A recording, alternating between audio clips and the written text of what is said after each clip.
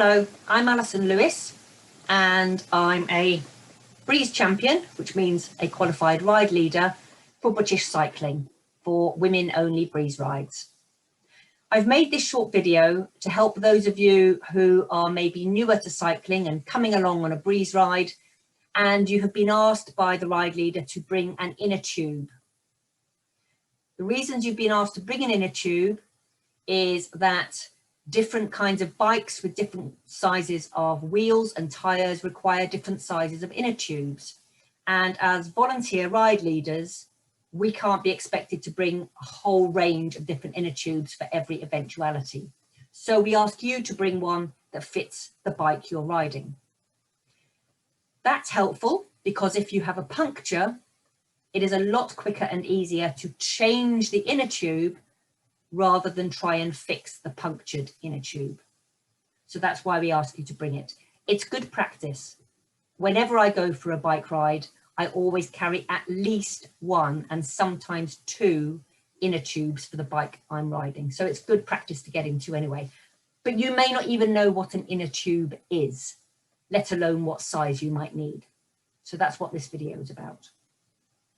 Let me show you the difference between a tyre and an inner tube.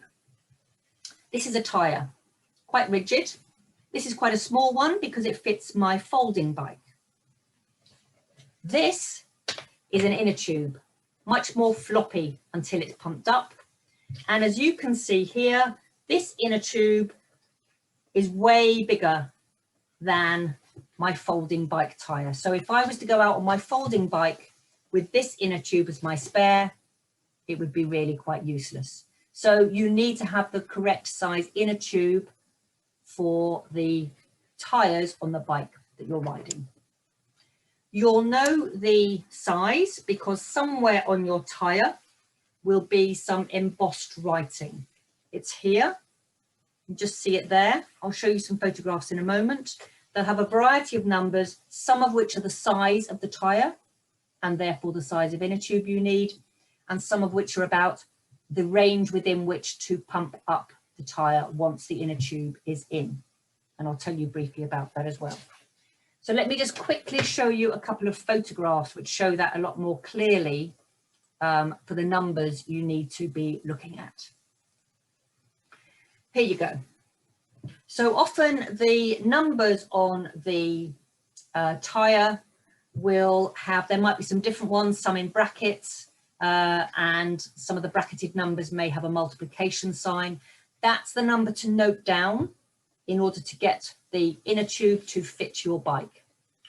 Or you could take your bike into a bike shop and show them that and then ask them for that size inner tube. When it comes to pumping up your tyres, you will often find that Breeze ride leaders will ask you to make sure your tyres are fully inflated before you head out for the Breeze ride. And there are other numbers on the sidewall of the tyre, like this. There'll be a PSI number and a bar number. That is the range within which to pump up your tyres. Now, the likelihood is, if you drive a car, you'll be used to seeing these numbers when you inflate the car tyres. It's very similar. However, you may not know how hard to pump up those tyres, and it wouldn't be a good idea necessarily to go to the place where you pump up your car tyres. So once you know what that bar number and PSI number is, then you can check. These small little pumps, which are portable pumps, they don't tell you how hard you're pumping up the tyre. They're good in an emergency if you need to fix a puncture and just get the tyre hard enough to then ride home. That's okay, they're quite hard work. But I would also recommend you always ride out with one of these.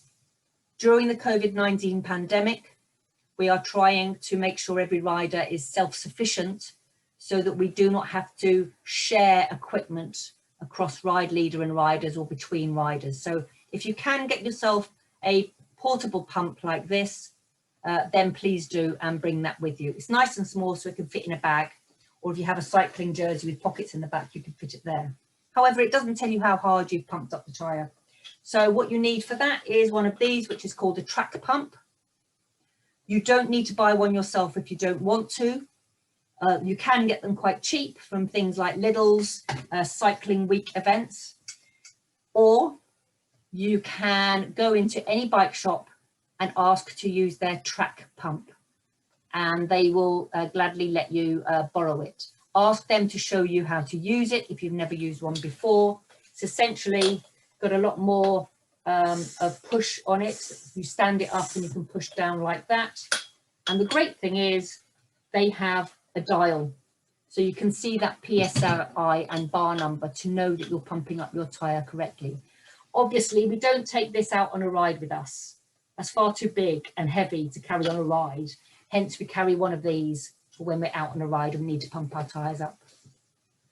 So hopefully you now know how to know what size inner tube to get for yourself if you haven't one already, and therefore to bring that out on the breeze rides, as well as how to pump your tyres up.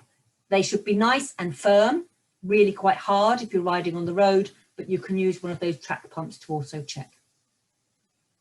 I look forward to seeing you on a breeze ride soon if you're in Brighton and Hove, or otherwise if you're anywhere around the UK, enjoy your breeze riding. Bye bye for now.